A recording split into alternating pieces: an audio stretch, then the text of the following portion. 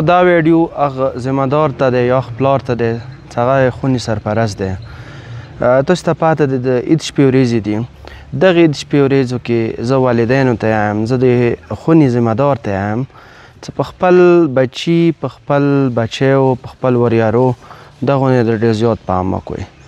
عید شپې ورځو کې موټرسایکل یې راواخلي، دغه وړکي یا دا بچي خپل خوان دپاره یا خپلو مزو دپاره هغه دوره سپیډونه وهي، دوره مختلف قسم ته هغه په کوي، اکټیویټي په کوي، کله ون ویلینګ، کله یو څه، کله بل څه.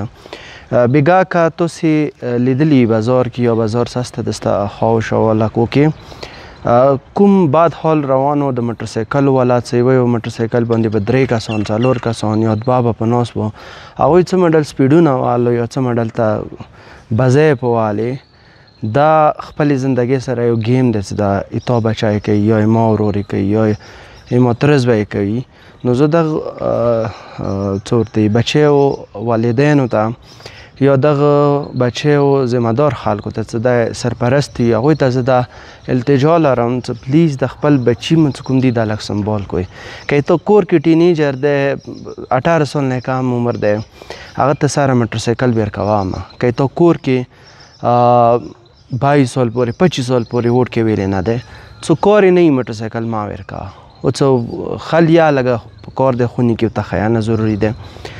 څه بچیه دا تو زندګیه ختمولی شي، ته دویم زندګیه ختمولی شي. دا موټرسایکل چې ته چلوې دا ډېر احتیاط سره چلوه.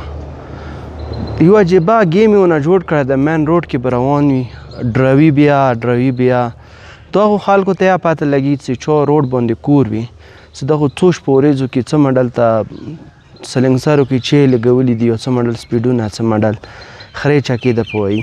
واقعا دا ډېره د افسوس خبره ده.